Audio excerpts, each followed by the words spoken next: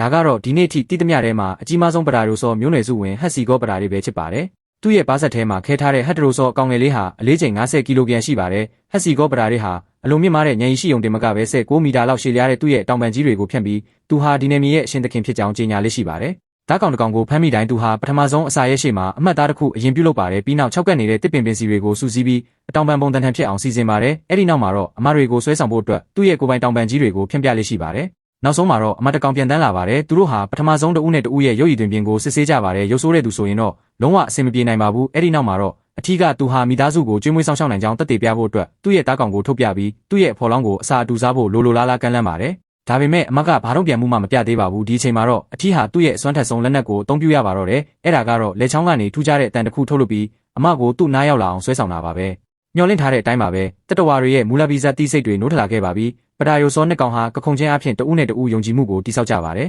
။မထင်မှတ်ထားတဲ့အခိုက်အတန့်မှာတော့နောက်ထပ်အထီးတစ်ကောင်ပြန်တန်းရောက်ရှိလာပါတယ်။သူ့ရဲ့ရည်ရွယ်ချက်ကတော့အဖော်ကိုလူယူဖို့ဆိုတာရှင်းနေပါတယ်။အမကလည်းဒါကိုသဘောကျပုံရပါတယ်။ဘသူနိုင်တဲ့သူနဲ့သူမလိုက်သွားမှာပါ။ဒါပေမဲ့တချီတဲနဲ့တင်ကျူးကျော်လာတဲ့အထီးဟာရှုံးနေသွားပြီးပြန်ထွက်သွားပါတော့တယ်။မျောလင့်ထားတဲ့အတိုင်းအသက်ကြီးပေမဲ့မပျက်စီးသေးဘူးဆိုသလိုခေါင်းဆောင်ကြီးကပိုပြီးပါနဲ့ပါတယ်။အမကအစာစားနေုံမှာအထီးကသူမရဲ့နောက်ဘက်ကိုတိတ်တဆိတ်ပတ်သွားပါတယ်။နောက်ထပ်ဘာဖြစ်မလဲဆိုတာကိုတော့အားလုံးပဲနားလည်ကြလိမ့်မယ်လို့ထင်ပါတယ်။စက္ကန့်ပိုင်းပဲကြာမြင့်ပေမဲ့ဒါဟာအေယာမမူဆိုးမျိုးဆက်တစ်တွေရဲ့အစပြိုးခြင်းပဲဖြစ်ပါတယ်။စိတ်ဝင်စားစရာကောင်းတဲ့ဒိုင်နိုဆောအချက်လက်တွေကိုနေ့စဉ်ဝေမျှပေးသွားမှာပါခင်ဗျာ။